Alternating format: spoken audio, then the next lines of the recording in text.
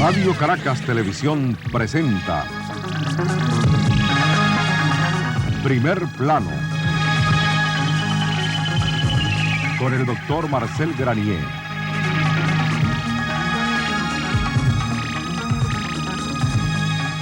Buenas noches, amigos.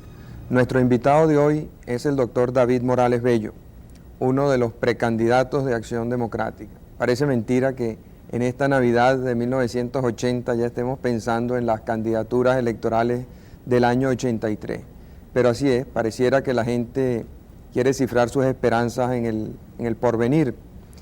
Doctor, ¿con qué apoyo real cuenta usted para aspirar a esa precandidatura de Acción Democrática? Muy buenas noches para todos.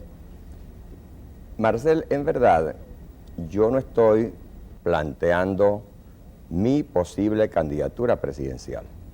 Estoy escuchando voces que la plantean y debo repetirte lo que ya he manifestado en otras oportunidades. No creo que deba decirle yo a estas personas que hablan de mi posible candidatura presidencial que yo soy indigno de esa distinción. O sea que mi posición es la de no hablar mal de David Morales Bello, pero nunca la de estar buscando la candidatura presidencial. Por esto mismo no estoy haciendo evaluaciones, ni mucho menos sacando cuentas por una contabilidad electoral posible. Estoy trabajando como siempre, nadie me ha visto que ahora me muestre de manera diferente a como me he mostrado siempre, y por supuesto, si quienes hablan en forma positiva de mí toman en consideración lo que yo he hecho siempre, como continúo realizándolo, posiblemente eso los estimula. Pero la diferencia es entre la actuación de quienes promueven una acción y la actuación de quien pudiera estar solicitando esa promoción. Mucha gente piensa que esa gente que lo está apoyando, usted debería estar apoyando en realidad a Jaime Lucinchi. Esa gente apoya a Jaime Lucinchi y yo apoyo a Jaime Lucinchi. Yo dije el otro día que yo estoy tan acostumbrado a apoyar a Jaime Lucinchi y Jaime Lucinchi está tan acostumbrado a que yo lo apoye que para ninguno de los dos es cosa extraña, uno, él sentirse apoyado y yo apoyarlo a él. No estoy de ninguna manera tratando de competir con Jaime Lucinchi, a quien le reconozco la mejor opción para la candidatura presidencial de Acción Democrática. Y si cuando el momento oportuno de escoger las candidaturas es Jaime nuestro candidato, yo no tendré que rectificar en absoluto, porque siempre ha habido una gran identificación entre Jaime y yo. Hay que entender las cosas entonces como una especie de alternativa válida a los efectos del esfuerzo mental que hace la gente para realizar lo que tú señalabas al principio, que es así como acortar la distancia entre el momento actual y la solución de carácter electoral.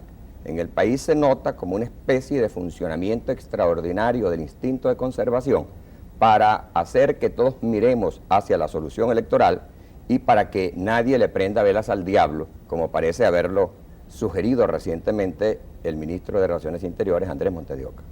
Mucha gente comenta que el presidente Carlos Andrés Pérez está usando su candidatura para asustar al betancurismo. O sea, ante la posibilidad de que usted sea candidato electoral, el betancurismo se va a quedar tranquilo y se va a conformar con el triunfo del doctor Lucinchi para la Secretaría General. Yo creo que el compañero Carlos Andrés Pérez ninguna razón tiene para usarme a mí de coco, ¿no? No creo que ese sea mi papel. Yo insisto en ser una persona racional. Siempre me he querido comportar como un viejo maestro de escuela que me siento, y por lo mismo la función de maestro de escuela, el ejercicio de la política con sentido y orientación pedagógicos, no se conjuga con eso de aparecer uno como el hombre malo de la película. Pero usted está consciente de que es una persona sumamente polémica y de que tanto dentro de Acción Democrática como fuera de Acción Democrática, la gente se polariza mucho en su opinión con respecto a su persona. O lo quieren mucho, o lo admiran mucho, o lo odian sencillamente. Eso es interesante, ¿no? Porque es muy triste pasar inadvertido. Usted ciertamente no pasa inadvertido. Yo creo, Marcel, que en estas cosas siempre hay mucho de especulación. Ya me acostumbré, por cierto, pero cuando hace algunos años yo leía el calificativo de polémico para mí, pensaba si esto significaría que la gente me consideraba peleón, pero después me di cuenta en razón de situaciones muy claras que han ocurrido y que el país conoce, de que no, que ese calificativo de polémico para mí es para señalar en mi persona a alguien que no anda con complacencias, alguien que no tiene una actitud acolchonada ante las cosas, alguien que se define con líneas rectas y alguien de quien todo el mundo sabe lo que se puede esperar, porque es un libro abierto en cuanto a pensamiento y sus propias acciones. De modo que por eso yo acepto como muy apropiado el calificativo de polémico y creo que es una característica que hace falta en el país, porque para mucha gente el ejercicio de la política es el arte de la mentira, y yo creo que la práctica de la sinceridad, en la que yo sí es verdad que me empeño, debe llevarnos a permitir que los demás se formen de uno la imagen exacta que se corresponde con lo que uno es. Si yo no acepto que se cometa la injusticia de atropellar a alguien porque eso va a halagarle la vanidad a otro, si yo no acepto que se cometa la injusticia de destruir a alguien porque eso va a servir de alimento a otro que lo quiere ver destruido, y asumo una actitud de defensa que nadie me encarga, sino por un sentimiento justiciero, y en razón de esto se me llama polémico, yo me siento feliz, porque entonces están contribuyendo a que yo me realice, porque así es como yo me realizo. Nunca podré realizarme en pantuflas, en pijamado, durmiendo, excediéndome en las comidas, excediéndome en las diversiones, haciendo esas cosas que parece atraer a mucha gente. Yo me siento una persona dinámica, activa, necesitada de trabajar para poder cumplir con sus propias exigencias y sobre todo muy consciente de que quien no aprovecha el tiempo como un buen aliado a los efectos de construir todo lo que hay por realizar, no es sino una cifra perdida en un espacio donde posiblemente el limbo termine por aurorearlo, pero los humanos se van a sentir defraudados. Dentro de Acción Democrática, Luis Piñero Ordaz ha tenido mucho esa misma línea de actuación que usted acaba de describir, aunque difiera de usted en sus opiniones o en sus apoyos o en la gente a la que él respalda. Indudablemente que esa ha sido su característica. ¿Usted no cree que siendo dos fuerzas tan parecidas hay altos intereses dentro de Acción Democrática en que ustedes se destruyan entre ustedes dos y surge entonces una candidatura más reposada, más tranquila, como podría ser la de Lucinchi o la de Leandro Mora? Yo hasta ahora, que sepa, no he tenido enfrentamiento alguno que pudiera de alguna manera servir de índice respecto a una mutua destrucción con algún compañero. Desde luego, es verdad, yo tengo mi personalidad bien definida. Como decías tú hace un momento, a unos les agrada, a otros les produce escozor, pero no creo que esto me coloque en posición de estar patrocinando situaciones de enguerrillamiento. Por lo demás, si en el momento de escoger el candidato presidencial de Acción Democrática, nuestro partido, interpretando el sentimiento de la gran colectividad nacional a la cual debemos saber servir, opta como candidato presidencial por el compañero Jaime Lucinche o el compañero Reinaldo Leandro Mora, ambos tendrán en mí un leal defensor por afinidad, por identificación, porque así como yo algunas veces he sido defensor por solidaridad disciplinada, cuando debo serlo por solidaridad espiritual, por supuesto que me siento mucho más agradado. En ambos casos yo me sentiría muy agradado de hacer un trabajo al cual estoy acostumbrado, al nivel que se me asigne, porque no soy pretencioso, no aspiro que se me coloque en una determinada posición que yo considere acorde con la que otros pudieran considerar mi categoría política, y en todo caso voy a hacer ese trabajo con gran satisfacción, porque a ambos me une una afinidad espiritual muy conocida por ellos dos. ¿Contra quién le gustaría competir en el 83 si es candidato? Yo no considero que debo estar escogiendo competidores, porque sería algo así como asumir desde ahora una posición que efectivamente nadie me ha confiado, que sería de candidato presidencial de Acción Democrática. Pero lo que yo tengo muy claro es que quien quiera que sea candidato presidencial de los demás partidos para 1983, tendrán que enfrentarse al doctor Rafael Caldera como candidato de COPEI, porque eso es evidente. El doctor Caldera será el candidato presidencial del actual partido de gobierno y los candidatos de los demás partidos, por supuesto comenzando por Acción Democrática, deberán ser escogidos y ellos deberán estar lo suficientemente preparados mental, espiritual y en terrenos de conocimiento para enfrentarse al doctor Caldera, porque ese va a ser el candidato de COPEI y a ese será al que hay que derrotar junto con COPEI y junto con el gobierno para que pueda mejorar la situación del país y se haga en el próximo periodo una administración que satisfaga todos los grandes inconvenientes que ahora estamos padeciendo en Venezuela. Quisiera, después de que cumplamos los compromisos comerciales que tenemos en este momento, referirme un poco a las palabras pronunciadas por el secretario general de COPEI en relación a la situación que el actual gobierno heredó del gobierno del expresidente Pérez, en términos de la hipoteca con que se recibió al país y de la situación de inmoralidad y de flojera en que estaba el país. Caos e inmoralidad. La flojera no la mencionó porque esa es nueva. Vamos a cumplir unos compromisos y ya regresamos.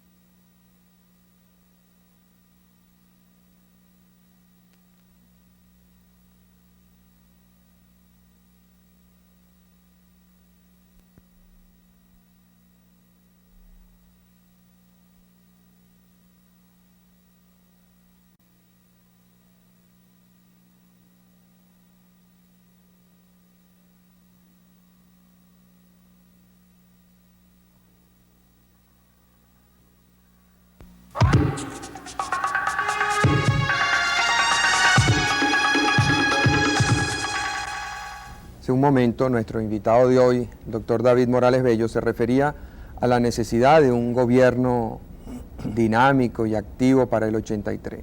Esto me trajo a la mente las palabras que pronunció antier el doctor Eduardo Fernández, donde él se solidarizaba con el gobierno en nombre del partido COPEI y expresaba las dificultades que COPEI ha encontrado para realizar un buen gobierno en razón de la situación de caos e inmoralidad que encontró, falta de hábitos de trabajo, corrupción administrativa, etcétera. Se refirió una vez más también a la hipoteca con que COPEI había recibido el gobierno. Como todo eso ocurrió en un gobierno de Acción Democrática, pues sería muy oportuno preguntarle al doctor Morales Bello sus comentarios en torno a estas palabras del doctor Fernández. ¿Cómo no, Marcel? Sobre todo que se dice que ocurrió en un gobierno de Acción Democrática del cual yo soy solidario y permanente defensor. A pesar de que no participó en él. Eso es lo que me da autoridad, porque si yo hubiese sido siquiera policía de punto durante el gobierno del presidente Carlos Andrés Pérez, se diría que estoy defendiendo en razón de mi condición de haber sido policía de punto. Pero como pude observar las cosas muy de cerca, pero sin formar parte del equipo de gobierno, entonces pues creo que estoy en condiciones de opinar en una forma objetiva. Sí, yo no solo leí esas declaraciones del doctor Fernández, sino que esta mañana también lo escuché por acá, por la planta del Canal 2, y he estado siguiendo, como debe ser, la huella de sus declaraciones, siempre enmarcadas en algo que el doctor Fernández es bastante aficionado a emplear, que es el efectismo verbal. Yo recuerdo que cuando discutíamos en el Congreso en torno al caso del Sierra Nevada, él llegó a decir en un momento de mucha tensión que el presidente Carlos Andrés Pérez había gobernado con una cuerda de malandrines. Entonces, es el mismo ahora que dice que el país fue recibido por el presidente Herrera en condiciones de desmoralización, de caos y de hipoteca. Yo no creo que pudiera hablarse de un país desmoralizado cuando en Venezuela había una alegría de vivir durante el gobierno de Carlos Andrés Pérez. Aquí había entusiasmo, aquí había una constante evolución positiva porque todos los sectores del país concurrían a un acontecer nacional que se traducía en provecho, en progreso, en avance hacia lo que podíamos nosotros esperar que se acercara, que era la felicidad de todos los venezolanos. Yo entiendo por desmoralización, abandono, falta de vocación hacia el logro de niveles elevadores y sobre todo escepticismo, decepción. Cuando un pueblo se desmoraliza es porque se conforma con su peor suerte, mientras que cuando un pueblo avanza, cuando un pueblo se empina sobre sí mismo y pone a funcionar sus potencialidades para mejorar lo que ha sido hasta ese momento, no creo yo que lo procedente sea calificarlo de pueblo desmoralizado.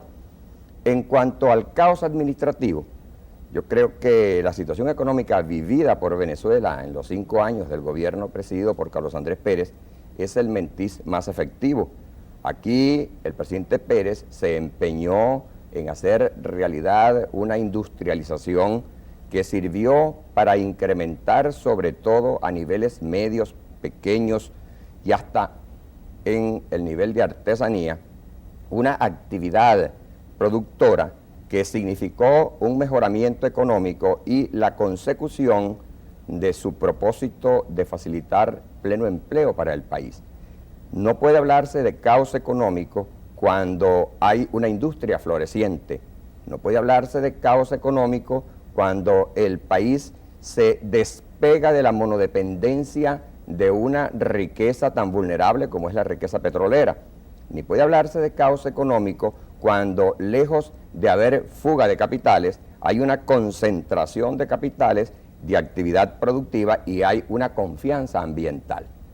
Y por último, en lo que respecta a lo de la hipoteca, eso sí es verdad que causa gracia, porque todos sabemos que en los 20 meses del gobierno del presidente Luis Herrera, la que se denominó hipoteca, o sea, la deuda pública, ha aumentado en términos alarmantes.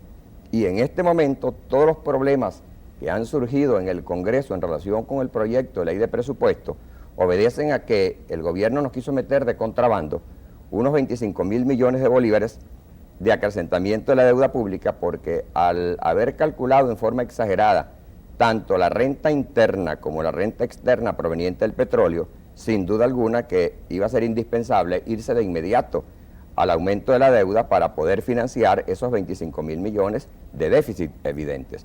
Entonces, un gobierno que ha venido aumentando la deuda pública y que pretende aumentarla más, causa gracia que pueda estar hablando a estas alturas por boca de uno de sus dirigentes más solidarios, como es el doctor Eduardo Fernández, de una hipoteca o de un país hipotecado. Además de que toda la deuda pública contraída durante el gobierno que presidiera Carlos Andrés Pérez fue para traer al país equipos e instalaciones que, adquiridos en aquel momento, significaron un buen ahorro para Venezuela, porque hoy día cuestan mucho más, al mismo tiempo de que venían a constituir la estructura indispensable para poder cambiar la faz económica de Venezuela. Usted que es experto en solidaridades, porque ha sido solidario convencido de Carlos Andrés Pérez y ha sido solidario disciplinado de Luis Piñerúa, ¿cómo interpreta la solidaridad del doctor Fernández con el gobierno del presidente Herrera? Yo voy a usar, tomando prestado el léxico del doctor Fernández, una frase muy de él: una solidaridad inteligente. Lo que pasa es que cuando la solidaridad es inteligente nada más, algo muestra y permite que se la identifique como insincera. Yo recuerdo en un programa de televisión recientemente haber escuchado al doctor Eduardo Fernández cuando se pronunciaba sobre las célebres o tristemente célebres cadenas televisadas para que los funcionarios del gobierno, ministros, etcétera, etcétera, viniesen a las pantallas de televisión a decirle al país que el gobierno del doctor Luis Herrera Campín sí ha hecho la obra, aunque que ellos quieren defender, aunque el pueblo no la perciba. Y a la pregunta de que qué opinaba él sobre esas cadenas televisivas, respondió el doctor Fernández: las cadenas siempre han sido ingratas. Después, en otro programa de televisión, se le preguntó que lo que él podía opinar respecto al problema económico y al origen del problema económico depresivo que está viviendo Venezuela ahora en el gobierno de Copey. Y él dijo: no hay duda de que fue un disparate eso de la liberación de precios. ¿No? Entonces, el doctor Eduardo Fernández requerido por este tipo de cosas, en otro programa de televisión, dijo igualmente, en concreto aquí en el Canal 2, que ellos habían liberado al presidente Herrera de la disciplina partidista, por lo cual se explicaba que el presidente Herrera no estuviera haciendo un gobierno amoldado a la disciplina copeyana. Pero agregó esto, yo creo que producto del subconsciente, lastimosamente él no nos liberó a nosotros de la disciplina. O sea, pues que es una solidaridad disciplinada. Ahora, después de este último cónclave del día sábado, el doctor Fernández sale a dar estas declaraciones muy inteligentes, donde creo yo que practica la autocrítica y dice que este es el gobierno de Copey, que Copey es el partido de gobierno y que ellos tienen que poner a funcionar una solidaridad que, según sus propias palabras, dio demostraciones refrescantes. Yo creo que eso está bien. Copey no puede seguir jugando a la doble faz de ser partido de gobierno y ser el partido más crítico del gobierno mismo. Copey es el gobierno, Copey es el partido de gobierno, Copey tiene que responsabilizarse con la ninguna obra de este gobierno, Copey es responsable de esta manera laxa de llevar las cosas en el país, Copey es responsable del caos económico que estamos viviendo, Copey es responsable de que el equipo de gobierno que está instalado en las altas esferas gubernamentales sea totalmente deficiente. Copey es responsable de que las políticas que se han aplicado durante estos 20 meses hayan conducido al país a un grado de escepticismo que es peligroso, que es amenazante y que entre todos debemos saber solventar. Copey debe entonces asumir de verdad, el papel que ha anunciado el doctor Eduardo Fernández como secretario general de Copey, porque si el Copey es un partido con sentido del futuro, debe entender que por el hecho de hacer un mal gobierno en esta oportunidad, no tiene por qué llevarlo a desnaturalizarse, a desconocerse en sí mismo, que asuma sus responsabilidades, que corra con las consecuencias y que trate de mejorar las cosas en un futuro.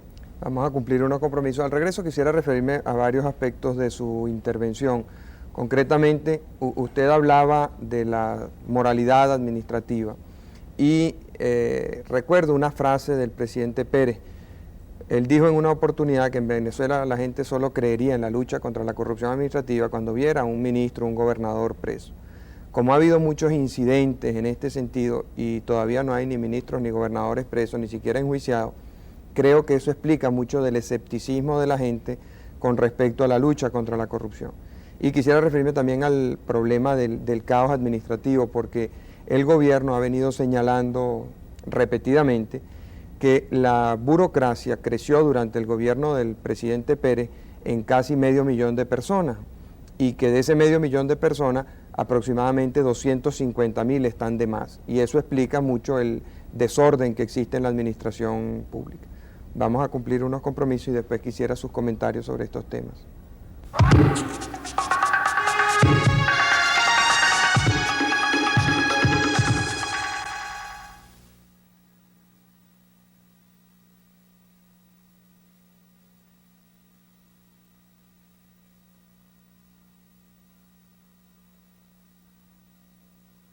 Quiero sus comentarios sobre estos temas.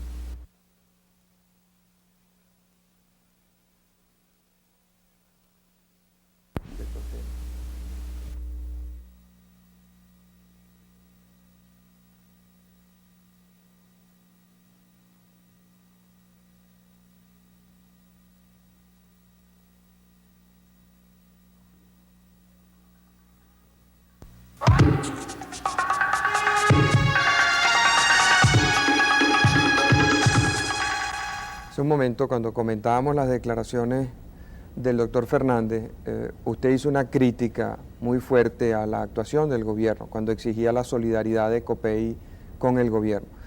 Sin embargo, es bueno recordar que en cuanto al tema de la corrupción administrativa, el presidente Pérez en una oportunidad se refirió a la necesidad de la gente de ver para creer.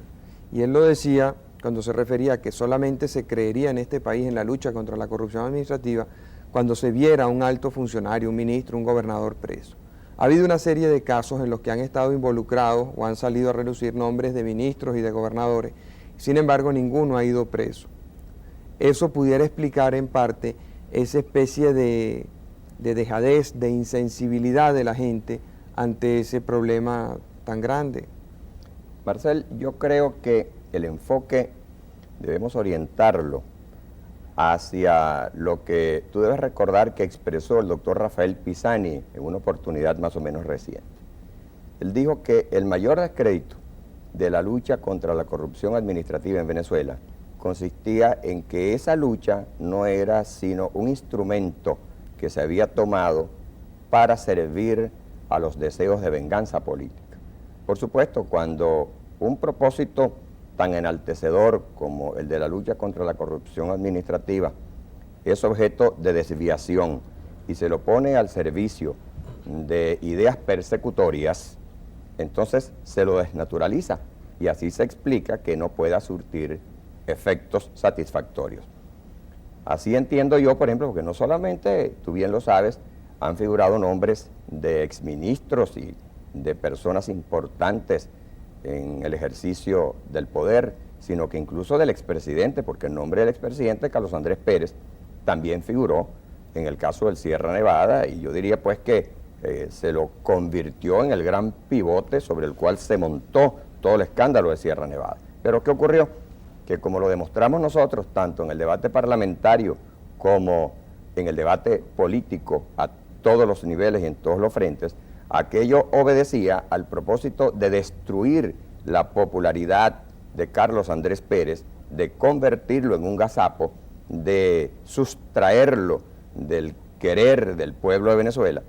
Y entonces se fabricó algo que luego, al ser precisado por las intervenciones del propio Carlos Andrés Pérez y por quienes con él contribuimos al esclarecimiento de la verdad, demostraron de que no obedecía a un propósito sano. La gente tiene que entender entonces que al tomarse la lucha contra la corrupción administrativa para atender propósitos insanos, allí no hay sino una fuente decepcionante y la conclusión es que efectivamente nada de eso conduce a conclusiones satisfactorias. ¿Usted cree que no hubo corrupción administrativa? Yo creo que sí hubo corrupción administrativa. Yo creo que en Venezuela hay corrupción administrativa. Constantemente estamos viendo casos que afloran y que requieren la realización de investigaciones, pero si estas investigaciones no se efectúan con objetividad, con deseo cierto de atender a la aplicación de la justicia para el establecimiento de responsabilidades sobre los que efectivamente sean culpables, se le hace un gran daño a ese propósito de luchar contra la corrupción administrativa. Ahora, pareciera que los partidos políticos no tienen ese deseo ni esa voluntad de luchar con sinceridad contra la corrupción administrativa. Fíjense, durante el gobierno del presidente Pérez ocurren una serie de escándalos en esta materia. La opinión pública exige que se tomen medidas. Entonces, Acción Democrática acusa a COPEI de que lo hace con fines perversos, que lo hace con fines interesados para desacreditar a Acción Democrática. Durante este gobierno ocurren casos de corrupción administrativa. Entonces es ahora COPEI quien acusa a Acción Democrática de que las acusaciones de corrupción administrativa son interesadas, de que no responden a la verdad, que lo que se trata es de desacreditar al gobierno. Bueno, yo no leía con mucha preocupación, leía el viernes un artículo del doctor José Rafael Viso, donde él comenta las acusaciones del ministro Díaz Bruzual en el caso de la venta obligada de las acciones de unas empresas de sal a Ensal. Y él dice, y él es un independiente, un hombre que no tiene nada que ver con la política, un abogado de mucho prestigio en el país, él dice que él está muy de acuerdo con que se luche contra la corrupción administrativa y que donde se la encuentre, pues se enjuicia a los responsables, pero que eso debe ir por parejo en todos los casos, un poco lo que usted está diciendo. Entonces, él cita el caso, escándalo ya muchas veces comentado y sobre el cual no ocurrió nada, del Banco Nacional de Descuento y los cheques y las contribuciones que recibían los políticos. Pero como a los políticos no les interesa que se discuta ese caso porque muchos de ellos son beneficiarios de esos cheques, entonces ese caso se mantiene enterrado y con el coco de ese caso se van a tapar todos los demás. Porque cada vez que a alguien le digan algo, sacará a relucir el caso del BND y la compra de políticos y entonces los políticos se quedarán quietos.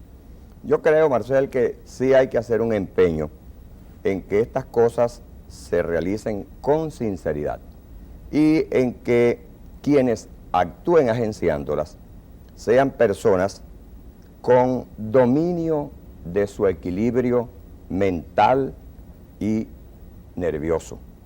Cuando quien aparece agenciando la lucha contra la corrupción administrativa es un funcionario público acerca de quien todo el mundo está de acuerdo que no realiza sino embestidas, hasta el punto de que siendo un ministro normalmente se lo denomina el búfalo, no es de esperar que sus planteamientos sean hechos con seriedad y con la requerida objetividad. Como el búfalo sirvió en embestidas anteriores para atender intereses políticos subalternos, tengo entendido que ahora no solo apunta hacia allí, sino que apunta también hacia otras personalidades ajenas a la política, pero a quienes él, por alguna circunstancia, quiere pasarles una factura para hacerles daño ante la opinión nacional. Tú debes haber leído que incluso en la prensa de hoy hay un comunicado de Conce Comercio donde se protesta enérgicamente por el atropello del cual ha sido objeto el grupo Bulton al hacérsele aparecer como incurso en una negociación que yo sé que ni siquiera fue solicitada por los Bulton, que ni siquiera fue de alguna manera señalada por los Bulton, sino que más bien se le impuso a los Bulton por una necesidad que el Estado tenía de poder hacerse de esta fábrica de sal para que el producto pudiera, en una forma menos comercializada, servirle al interés de la salud pública. Pues bien, ahora el búfalo aparece señalando a los señores Bulton como incursos en corrupción, como unos vulgares traficantes, y por supuesto el reconocimiento a la honorabilidad de estas personas implicadas en esta situación tiene que llevar a la gente a ratificarse en que de lo que se trata es de andanadas, de embestidas y no de la procuración de soluciones beneficiosas para la vida nacional. Por otra parte, yo sinceramente creo que la experiencia que tenemos los venezolanos respecto a este empeño de búsqueda hacia atrás es tan aleccionadora que ya es bueno que lleguemos al acuerdo de que hay que trabajar con sentido de avance, con sentido positivo. Aquí no podemos nosotros persistir en mantener normas de comportamiento gubernamental montadas sobre la persecución, sobre la retaliación, sobre el empeño de querer aprovechar el presente para destruir el pasado cercano o anterior. Para mí, Venezuela reclama un gobierno con signo positivo, porque hacia atrás no se construye. Y mientras el gobierno gaste su tiempo, sus recursos y hasta la atención de sus altos funcionarios en una persecución con fundamentación pretérita, está perdiendo el tiempo y está dejando de realizar acciones beneficiosas para todos. Yo creo que si a Venezuela se le dice, vamos a realizar un gobierno que no va a perseguir, vamos a realizar un gobierno con sentido de avance, constructivo, aprovechando el presente en función del porvenir, y no vamos a dilapidar el tiempo y los recursos en búsquedas para atrás, con la finalidad de hacerle sentir a alguien el peso de un poder abusivo por parte del que actualmente lo detenta, creo que el pueblo se va a sentir bien servido. Para mí, uno de los grandes daños que se le está haciendo a este buen propósito de la salud administrativa del país es que se está montando siempre con una escopeta que dispara hacia atrás. Vamos a cumplir unos compromisos. Al regreso quisiera referirme a un tema que dejamos pendiente, el del exceso de empleados públicos que dejó el gobierno anterior.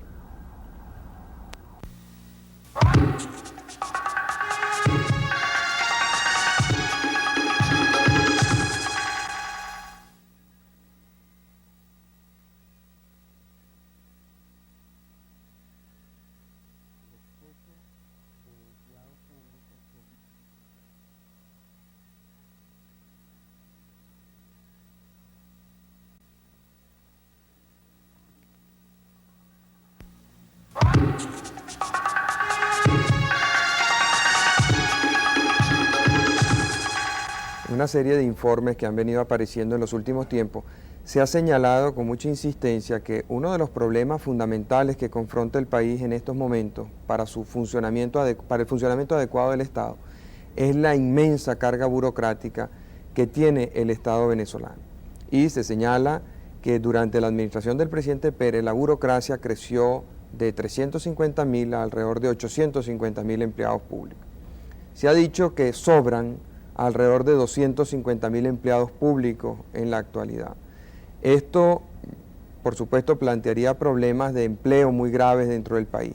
Pero por otro lado, la gente, dicen quienes presentan esta tesis, debe darse cuenta que ese exceso de 250.000 empleados públicos es uno de los causantes fundamentales de la inflación tan espantosa que hemos venido experimentando en los últimos tiempos. Venezuela, que era un país acostumbrado a niveles de inflación del 2-3% hace 15 años y hace 5 o 10 años niveles del 5-6%, vive hoy en día o sufre hoy en día una inflación que estiman tanto el Banco Central como el Fondo Monetario Internacional superior al 25% en el año 1980. Entonces se plantea la necesidad de reducir el gasto del Estado por este concepto y de transferir del sector público al sector privado estas 250.000 personas que no producen nada, más bien estorban a los que están tratando de hacer su trabajo y en cambio sí contribuyen a aumentar el deterioro del poder adquisitivo del bolívar y el costo de vida. Efectivamente, Marcel, creo que este es un tema que debemos tratar con mucha seriedad porque representa un interés que le llega muy de cerca a cientos de miles de venezolanos y que por supuesto es algo que todo el país debe tomar en cuenta. Sí aumentó el número de empleados al servicio del Estado durante la administración que presidiera Carlos Andrés Pérez. Debemos entender que todo el tren de empleados al servicio del Estado es lo que se llama burocracia técnicamente hablando, pero que hay una cierta acepción peyorativa que hace pensar a mucha gente que la burocracia es el funcionario público que cobra y no trabaja. Entendido en su término exacto, la burocracia aumentó durante el gobierno de Carlos Andrés Pérez por el aumento que hubo, por la expansión que se produjo en áreas muy importantes del desenvolvimiento nacional. Por ejemplo, Carlos Andrés Pérez crea el Fondo de Desarrollo de las Actividades Agropecuarias. Le asigna a ese fondo un aporte inicial de 2.000 millones de bolívares y crea toda una estructura orientada a fomentar la agricultura y la cría en todo el país.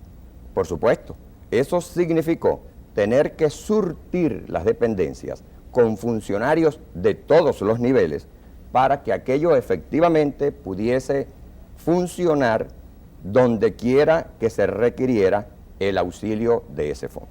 Idénticamente, igual podemos argumentar en relación con la pequeña y la mediana industria, que de ser una simple dependencia en el gobierno que presidiera el doctor Rafael Caldera, pasa a convertirse en un gran polo de impulso del progreso nacional bajo el gobierno de Carlos Andrés Pérez.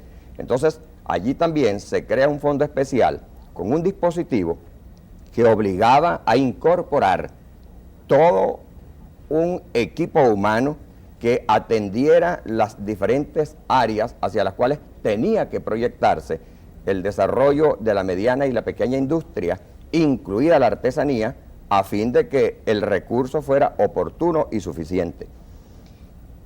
Muchas otras indicaciones pudiéramos seguir haciendo, pero pongo estos dos ejemplos para que se advierta entonces que el crecimiento de la burocracia durante el gobierno de Carlos Andrés Pérez no es simplemente porque se engancha una gran cantidad de adecos para que vengan a servir aparentemente al gobierno, pero con la finalidad cierta de que cobraran sin trabajar. No, aumenta el trabajo, se crea en el país un despertar de crecimiento y vemos cómo las áreas industriales, las áreas agrícolas, las áreas relacionadas con la ganadería incluso, muy importante, las áreas relacionadas con la salud pública y la educación comienzan a fomentarse. Y es lo que explica que pudiera hablarse en aquel tiempo de un pleno empleo. Al mismo tiempo que explica también que en el país se viviera una situación de progreso alcanzable por todos los venezolanos, así pertenecieran a los estratos sociales más diferentes. Cuando se inicia el gobierno, presidido por el doctor Luis Herrera Campins, se aplica lo que se ha llamado el enfriamiento de la economía. En un país como el nuestro, dependiente en gran parte del Estado, porque aquí existe un marcado capitalismo de Estado, al paralizarse los grandes proyectos, al paralizarse las grandes obras, al disminuirse el ritmo con que intensamente venían funcionando estas dependencias administrativas creadas o aumentadas durante el gobierno de Carlos Andrés Pérez, viene entonces un gran decrecimiento de actividades. Se paralizan las fuentes de actividad y entonces realmente quedan como flotando en el ambiente muchas personas que habían sido incorporadas a la administración pública, que tenían que hacer en aquel entonces, que ahora continúan incorporadas a la administración pública, pero que no encuentran qué hacer. Allá en mi estado natal, en el estado Bolívar, aquello es un cuadro trágico. Acaba de hacerse presente, sobre todo en el distrito Caroní, una comisión especial designada por la Cámara de Senado para ir a estudiar lo del problema económico en Guayana, que es alarmante. Bueno, allá se encontraron con que la realidad de las cosas es peor de lo que se dice en Caracas. Ahí sí se habla de una especie de enfriamiento en la economía nacional. En Bolívar no hay enfriamiento, hay entumecimiento. Todo está petrificado, mineralizado. La gente está entumecida por lo mismo que le ocurre al que se sienta durante mucho tiempo en un lugar y cuando va a pararse las piernas no le responden, está entumecido. Eso está pasando con la economía en Guayana. Y en el sector privado, las empresas cierran, las empresas quiebran y por supuesto viene entonces el gran despido y la gente comienza a vagar, incrementándose la ola del desempleo. Pero en el sector público la situación es diferente.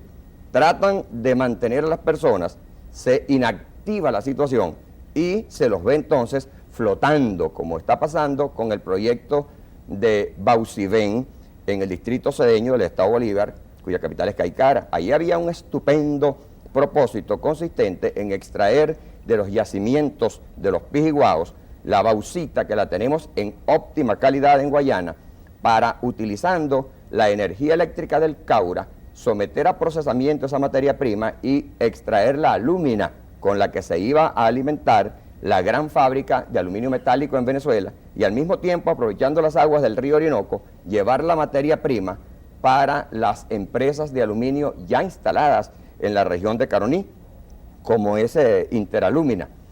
Pero ¿qué ocurre? Se paraliza el proyecto, cesan las actividades y todos los técnicos y todo el personal que estaba allí incorporado al trabajo queda como en el limbo, queda flotando sin encontrar qué hacer. Cualquier persona que objetivamente analice aquello tiene que decir, allí hay que despedir tantos funcionarios que no están haciendo absolutamente nada. Eso ocurre en todas partes. Si por ejemplo uno va a San Cristóbal y encuentra con que en San Cristóbal hay una paralización de tal naturaleza que hablando con el gobernador del estado se le oye decir, ya yo hice todos los esfuerzos que había de realizar para ver si esto se impulsa, pero el gobierno no me responde. Eso lo dice el gobernador del estado Táchira. Por supuesto, ahí hay una cantidad de gente que se incorporó cuando se le quiso dar un gran impulso al desarrollo de la región andina.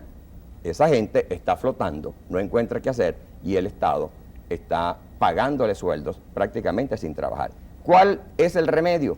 Aventar a la calle a estos padres de familia, aventar a la calle a esta gente que necesita del sustento y que está a la orden del Estado con la finalidad de prestar un servicio que el Estado requiere. Yo sinceramente creo que no.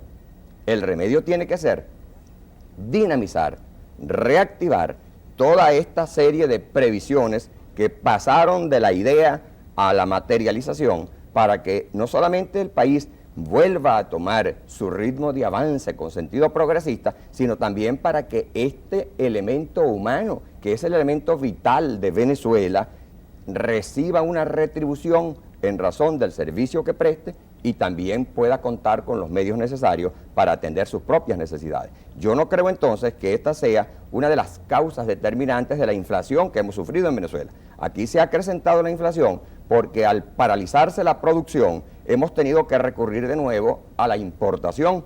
Y lo más grave es que, de acuerdo con el sexto plan de la Nación, las cosas que vienen son peores. Ya se habla de que necesariamente la agricultura será deficitaria en el periodo comprendido por el sexto plan de la Nación. Y hoy hemos visto unas declaraciones muy interesantes del ingeniero agrónomo Roseliano Ojeda, quien habla del tema concreto de la siembra de las oleaginosas.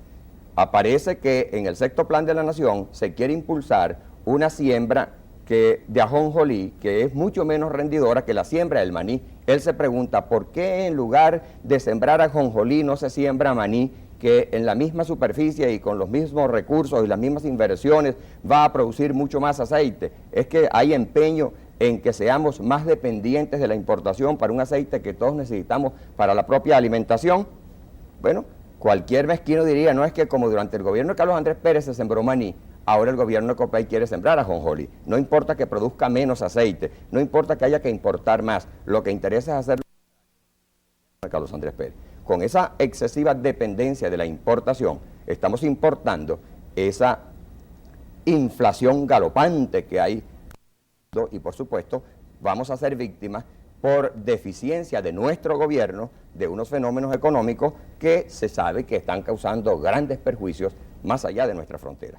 Mis votos sinceros son, ya que nos acercamos a la finalización de año, de que el gobierno despierte, de que el gobierno se dé realmente cuenta de la gran responsabilidad que ha asumido, no con Venezuela, sino con el sistema democrático de gobierno que nos permite vivir en libertad, para que cese esta especie de ahuecamiento asfixiante que se está traduciendo en un gran escepticismo general y para que, como decía Eduardo Fernández, se despierte el ánimo de trabajo que parece que ha caído en estado de letargo en Venezuela. No contribuyen muchas veces ustedes mismos, los dirigentes políticos, a crear ese ambiente.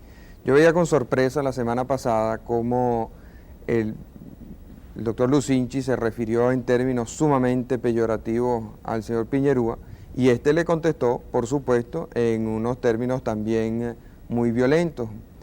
¿Usted no cree que esa misma actitud de los políticos, porque claro, usted critica con mucha soltura las fallas del gobierno y las fallas de Eduardo Fernández como secretario general de Copey, pero no contribuyen ustedes mismos en Acción Democrática a crear ese ambiente de desencanto que hay en el país? No, la verdad verdadera es que detalles como ese yo creo que no debemos magnificarlos, porque por muy importante que sea esa discusión, nunca puede alcanzar la entidad que tiene lo que se relaciona con la economía del país, con las finanzas del país, con la agricultura del país, con la ganadería del país, con la educación del país. Dígame usted, la salud pública. Aquí estamos amenazados ahora de otra huelga que tiene que ver con la salud pública y que va a paralizar una vez más los hospitales. Esto es algo trascendente. Hacia eso es que yo creo que está dirigida la gran opinión nacional, hacia la gente que ve en peligro la percepción del sueldo y del salario que le va a permitir llevar una vida más o menos humanizada. Y por supuesto, habemos algunos que nos ocupamos de esas pequeñas discusiones, pero yo creo que no le debemos asignar la entidad de falla de carácter nacional, que por lo demás ya está corregida porque, según veo, no, están en un silencio sepulcral. Ha cesado la pirotecnia, ¿no? Sí. Bueno, muchas gracias, doctor Morales. Muchas gracias, amigos, por su atención. Como de costumbre, los espero el próximo lunes a las 10 de la noche. Hasta entonces.